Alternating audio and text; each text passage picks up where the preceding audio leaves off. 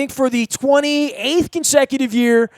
Not just my dear friend Dick Girardi joining us here every year, Preakness Week, but one of my oldest friends in the journalism horse racing universe. Marty McGee joins us yet again from the Daily Racing Form, back here for another Preakness. And Marty, I literally think you and I were together at the Preakness in 1985 that Spend a Buck did not come. I think I remember that, and this time we have sort of a similar thing. Look, I've talked to Bob Baffert this week. I've talked to Donna Brothers. I've talked to Randy Moss, all these other people, just to get the skinny on this, because like the last 2 weeks have been a little weird and a little chaotic, I think, for the racing industry and for the inquiry and for all of the parts of this thing that flow into Baltimore, where we've condemned the portion of the Pimlico grandstand. Isn't that lovely?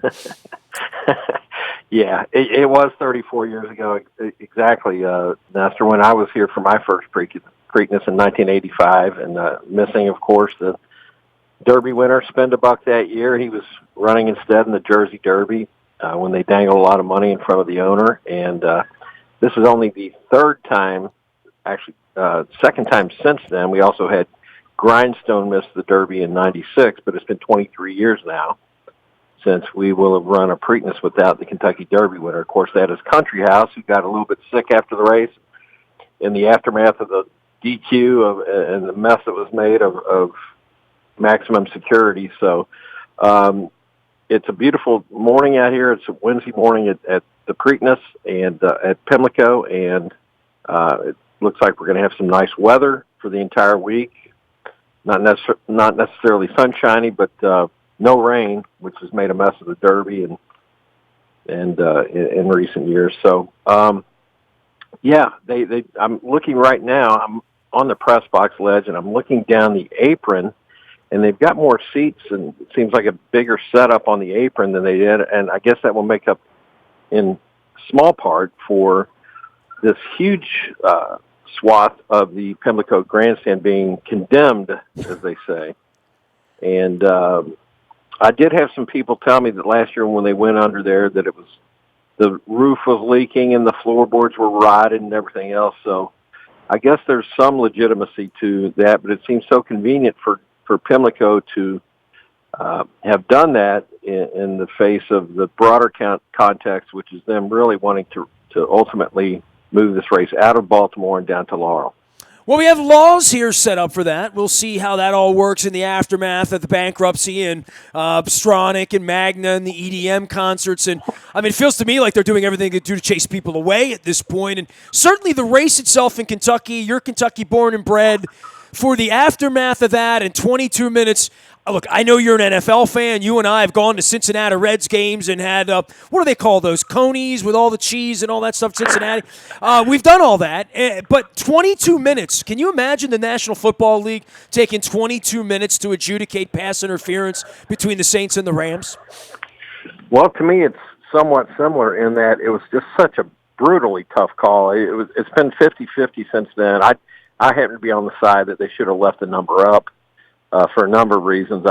We've talked about this ad infinitum, but to me, Nestor, it's like holding in the NFL or pass interference in the NFL or block charge in basketball. They're just impossible calls to make. And I think what took them the 22 minutes not only was I think they were pretty intent on disqualifying the horse. They were trying to figure out where to place him behind, so that might have taken some of those 22 minutes to do that. But bottom line is it was just a difficult call, given the pressure of the Kentucky Derby and the fact that there's never been a horse DQ'd from first, or actually from the top three spots, and for something that happened during the running of the race. And I have a lot of empathy for the stewards in that they were pretty much in a no-win situation. They were going to be blasted no matter what they did. Marty, and I don't mean to be, crass about this, and I asked Bob Baffert this same question the other day.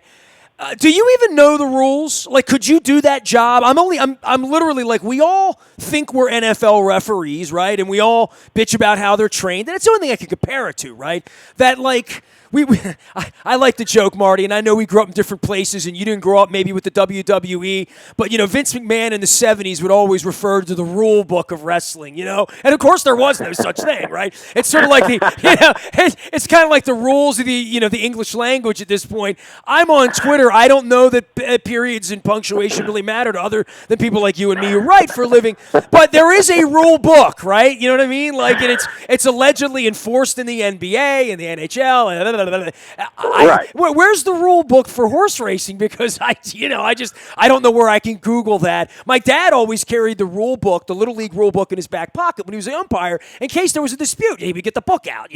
I don't know what the book is in horse racing, and I tell you what, in those 22 minutes, I had more fun on Twitter just saying, "Where's Roger Goodell to decide this when you need it?" Well, there are very specific rules and regulations that apply to horse racing in Kentucky and here in Maryland and everywhere else. But that gets to the heart of it, Nestor, and that's this. There's the letter of the law and there's the spirit of the law. Fair enough. In my mind, that the letter of the law was taken literally, and that's why they DQ'd it. If you went with the spirit of the law, in that there were extenuating circumstances, and I'm sure this is the kind of thing that Bob Baffert argued. It's a Kentucky Derby. It was a sloppy track, the centrifugal force of the horse being carried out after he just shied from one thing. Of course, it's going to take you out a few paths. There's a lot of, the horses that he allegedly impeded ended up not running well. Or whether the jock did it on purpose, Sias, right? I mean, like that's also a little bit gamesmanship, right, at the turn to drift a little bit, because clearly the horses could have gotten their legs tangled up and it could have been a real show, right? Well, it could have been, but you know what? That's true for pretty much any race, or especially the Kentucky Derby. Do you realize what close proximity they're racing in it's at all bumper times? car. I see these NASCARs running at 200 miles an hour, but they got harnesses. These are horses, man. Like, it's insane. Yeah, there are no brakes. There are no steering wheels on these horses, and I just think that there should have been a little leeway granted. But again, that's my opinion. The people with the opinion that counts are the three stewards, and that's it. It's like the boxing judges during Ali Frazier. He is Marty McGee. You can find him out at the Daily Racing Forum. He's out on Twitter, DRF, all the good stuff. And here for the Preakness, what do you make of this, Marty? I mean, you haven't come in here every year, as I remember, but most years you're here. I mean, your formative years, you had family and whatnot. You're down in Kentucky and moving around doing your thing, but you're here most of the time. Your first Preakness was 85. Mine was for 84. And you saw the beer drinking I did out there in the late 80s in the Get Nasty van, and, all the shenanigans that went on. And I always tell people I didn't see Sunday silence. I mean, I had Saturday silence that day by about 6 o'clock. As I remember, there was a sunburn and a girlfriend making fun of me. It was a mess. So I think there was ice involved, as I remember, but no pumps, no hospitalization, just, 21-year-old stupidity. But I'm 50 now, and I'm sure somebody's got a picture, and it'll, cost me running for political office at some point. But I'll say this. The track, I'm 28 years in, all right? And I've told everybody this story this week, and you can have fun with this, and you'll go back and watch the video, okay? But I've gone through all my the annals of the history of WNST, and I've been on the air 22 years here, 28 years all over.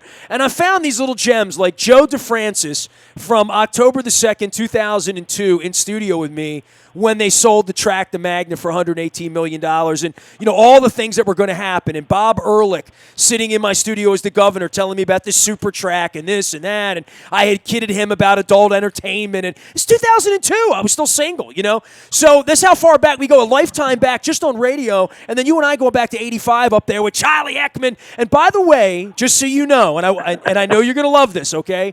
I unearthed a 2-hour last time in his life sit down with Clem Florio, telling his entire life story about he could have been a contender. The time LaMotta he hit me. He hit me, Marty. He hit me. I'm telling you, you baby doll. So all of that stuff going on, right? And I'm playing all that this week, right? Because everybody down there's hiding from me because they don't want to come on and say they want to move the race when it's obvious they want to move the race. But, I mean, at some point it's like going in and seeing the San Diego Chargers, right? Or the Oakland Raiders, right? At some point, they're going to move the team, right? I mean, at some point, you're only going to be in a place that needs to be condemned so long. When you stand on the outside, you say, boy, Baltimore's a mess, right? Well, I love the Clem Florio stuff, and as a matter of fact, I was talking about Charlie Ekman last night, where I was at dinner. Hey, stop the music! Call a cab. Yeah. But in their defense here, if it's going to take $500 million to do this place right, and I'm talking about Pimlico, is it really worth it, or should they just consolidate all their efforts and move it down to Laurel? I understand all the implications that go with moving it out of the city of Baltimore. And the idea here is they're going to move it. You know what I mean? Once they move it to Laurel, it's going. Can you imagine this race with the Derby winner being in Hollywood one year, Miami the next year, Chicago the next year, wherever they want to take the horses, where they could physically take them. If they move this thing 3 weeks apart, they could really have themselves a party and turn it into what the PGA's doing this week, which is, playing a major. You know what I mean? Let's plan this thing out and make money instead of the way the old men did it back in the 40s and the 50s. And, I smell all that, and everybody in the state should smell that if they get it out of Baltimore, they're going to get it out of Maryland. Yeah, I guess you're right about that. We got another thing. Frank Stronach is 86 or whatever, and none of us are going to be around forever. Who knows what's going to happen within this company? When he's gone. So there's already the battle inside of the own company, right, with the daughters. Yeah, all that stuff's working its way. I mean, it's really not too dissimilar than the craziness of the Angelos family, where the old man's kind of, hanging on, and the kids don't know what to do, and everybody's hanging in the wind, and everything's sort of in decay because they don't really have a direction because there's nobody to lead a direction. And clearly, they want the direction that this is the last time the Preakness is in Baltimore. They would love that. And I'm here to piss all over that and say that ain't happening. You know what I mean? Yeah. As a Baltimore positive guy, but they're going to embarrass the city again this weekend, Marty, right? The riots, the mayor. Now we got a condemned Pimlico for everybody to look at for 8 hours on NBC on Saturday. Sucks, dude. It sucks. We got to fix it. Well, why can't they just renovate this little 6,000-seat section and do that? This place doesn't have to be an absolute show place. I mean, it's not. It needs to be functional a week a year, man. It needs to have running water, dude. Right? Literally. Yeah, that's about it. Yeah. They held Woodstock out in the middle of a farm, right? 50 years. I mean, ago. I'm looking at this place right now, and it's beautiful. It looks good. It's going to be a fun time here on Saturday, and why they can't just perpetuate the runnings here by doing what needs to be done, just keep patching it up. I don't know why they can't just do it, indefinitely. And why they would one of the reasons to do it would be to have a mayor here who cared about it and stopped. Marty, where are you from? Give everybody your background in Kentucky, because I want you to talk to me about your experience with the Derby through your lifetime, and if you came in and became the mayor of Baltimore or consulted with the mayor of Baltimore, what would you say about the Oaks and the Black-Eyed Susan and the festival part and the party part and giving the kids off from school? I mean, it literally, we would need to make it, and it should have always been a Baltimore Super Bowl. It should have been something that stopped the entire community here, and at some point, that went away right around the time you came here, 30, 35, literally. And we've seen this thing sort of deteriorate, going from running of urinals and a track that doesn't work and punching a horse and drunken mayhem and just, embarrassing body behavior to now, holy hell, we're going to lose the race and we might even lose the baseball team and we don't have a mayor and the city was on fire and everybody thinks the world's the wire here. This should be part of our renaissance if this race can be salvaged, and part of that would be making this week a bit of a Boston pride, right? Like when they run the marathon, kids are off from school, they play baseball at 11 in the morning. They make it a thing, you know what I mean? And that would be an encompassing thing that Kentucky really makes it a thing, man, right? I mean, every person in Kentucky takes pride in that thing, right? I grew up in Louisville. I've been to the last 46 straight runnings. That's of the all, Kentucky just Derby. 46 years. That's all. He's not counting. And it is like you said. It's a massive celebration, and the pride of the city and the state come through.